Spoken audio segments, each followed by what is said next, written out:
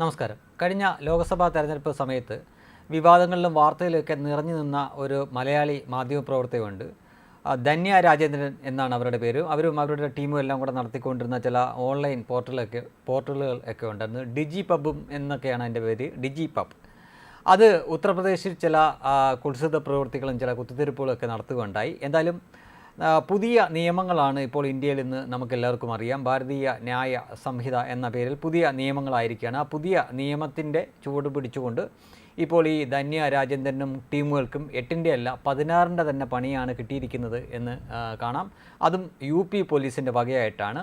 മദ്യലഹരിയിൽ വീട്ടിലേക്ക് അതിക്രമിച്ച് കടന്നയാൾ മർദ്ദനമേറ്റ ശേഷം മരിച്ച സംഭവത്തെ സമൂഹ മാധ്യമങ്ങളിൽ ആൾക്കൂട്ട കൊലപാതകമായി പ്രചരിപ്പിച്ച ഡിജി പബ്ബുകാർക്കെതിരെ FIR. രാജ്യത്ത് വർഗീയ കലാപമുണ്ടാക്കാൻ ജോർജ് സോറോസിൻ്റെ ഫണ്ട് പറ്റുന്ന പോർട്ടലുകളുടെ കൂട്ടായ്മയാണ് ഈ ഡിജി പബ്.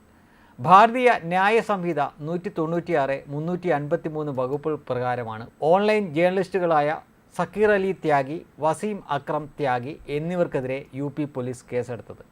മതപരമല്ലാത്ത വിഷയത്തിലുണ്ടായ സംഭവത്തെ രാജ്യത്ത് മതസ്പർദ്ധ സൃഷ്ടിക്കുന്ന തരത്തിൽ പ്രചാരണം നടത്തിയെന്നാണ് കേസിലെ പ്രധാന ആരോപണം. ഒന്നോർത്ത് നോക്കുക, എവിടെയും നടക്കാവുന്ന ഒരു കാര്യം. ഒരു വീട്ടിലേക്ക് അതിക്രമിച്ച് കടന്നു കയറുന്നു.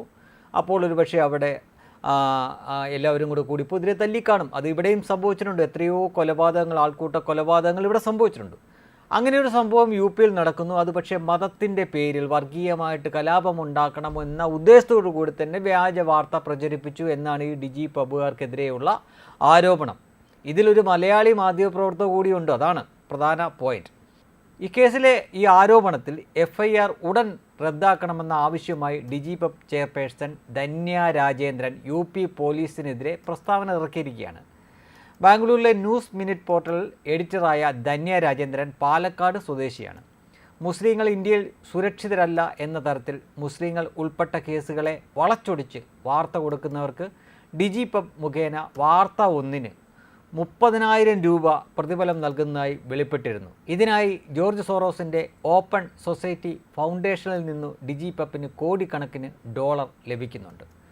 ഷാംലിയിലെ സംഭവത്തിൽ മദ്യപിച്ച് അയൽ വീട്ടിലേക്ക് അതിക്രമിച്ച് കടന്ന ഫിറോസ് ഖുറേഷിയും വീട്ടുകാരുമായി അടിപിടി നടന്നു. അതിനുശേഷം ഫിറോസിൻ്റെ വീട്ടുകാരെത്തി അയാളെ വിളിച്ചു കൊണ്ടുപോയി. വീട്ടിൽ വെച്ചാണ് ഫിറോസ് മരിച്ചത്. മതപരമായ വിഷയമല്ല സംഭവത്തിന് കാരണമെങ്കിലും മുസ്ലിം യുവാവിനെ ഹിന്ദുക്കൾ ആൾക്കൂട്ട കൊല നടത്തിയെന്ന് 2 ജേർണലിസ്റ്റുകളും സമൂഹ മാധ്യമങ്ങളിലൂടെ പ്രചാരണം നടത്തി. ഇതിനെതിരെയാണ് UP പോലീസ് കേസെടുത്തിരിക്കുന്നത്. ഇനി ഇതിലെ വിചിത്രമായിട്ടുള്ള കാര്യം, ഡിജി പബ് എന്ന കൂട്ടായ്മ തന്നെ ഈ FIRനെതിരെയും അതേപോലെ തന്നെ UP പോലീസിനെതിരെയൊക്കെ പ്രസ്താവനയായിട്ട് ഇറക്കിയിട്ടുണ്ട്. ഇനി മറ്റൊരു കാര്യം കൂടെ കാണിക്കാം. അത് കണ്ടാൽ നമുക്ക് തോന്നും എന്തോ സർക്കാരിൻ്റെ കീഴിലുള്ള അല്ലെങ്കിൽ സർക്കാർ അംഗീകാരമുള്ള ഏതോ ഒരു സംഘടനയായിരിക്കും തോന്നും. എന്നാൽ സർക്കാരുമായിട്ട് യാതൊരു ബന്ധവുമില്ല. പ്രസ് ക്ലബ് ഓഫ് ഇന്ത്യ എന്നാണ്. സാധാരണ PTI ഒക്കെ ഉണ്ട്, പ്രസ് ട്രസ്റ്റ് ഓഫ് ഇന്ത്യ ഉണ്ട്. അതുപോലൊരു കൂട്ടായ്മയല്ല. ഇതുപോലുള്ള കുറേ ഉഡായിപ്പ് ജേർണലിസ്റ്റുകളെല്ലാം കൂടെ ചേർന്നിട്ടുള്ള ഒരു സംഘടനയാണ്. പ്രസ് ക്ലബ് ഓഫ് ഇന്ത്യ എന്നാണ് അതിൻ്റെ പേര്. അവരും ഇതിനെതിരെയായിട്ട് പ്രസ്താവന ഇറക്കിയിട്ടുണ്ട്. അവരും അതിൻ്റെതായിട്ടുള്ള പ്രസ്താവനയും മറ്റു കാര്യങ്ങളൊക്കെ പുറത്തിറക്കിയിട്ടുണ്ട്. ഇവിടെ നമുക്ക് മനസ്സിലാക്കാൻ പറ്റുന്ന കാര്യം, മുൻപത്തെ പോലുള്ള തക്കിട തരികിട പരിപാടികളൊന്നും ഇനി ഇന്ത്യയിൽ നടക്കാൻ അനുവദിക്കില്ല എന്നെന്തായാലും ഭരണകൂടം തീരുമാനിച്ചു കഴിഞ്ഞിരിക്കുകയാണ്. ഇതേപോലുള്ള ഒരു സംഭവം നടക്കുകയാണെങ്കിൽ അത് വർഗീയമായ ചേരിതിരിവുണ്ടാക്കി കലാപം ഉണ്ടാക്കണം എന്ന ഉദ്ദേശത്തോടു കൂടി ഇതേപോലുള്ള വ്യാജ വാർത്തകളൊക്കെ കൊടുത്താൽ ഇപ്പോൾ ഈ ധന്യ രാജേന്ദ്രൻ കിടന്ന് കയ്യും കാലും അടിച്ച് നിലവിളിക്കുന്ന കണക്ക് നിലവിളിക്കേണ്ടി വരും എന്നതിൻ്റെ വ്യക്തമായ ഒരു സൂചന കൂടിയാണ്.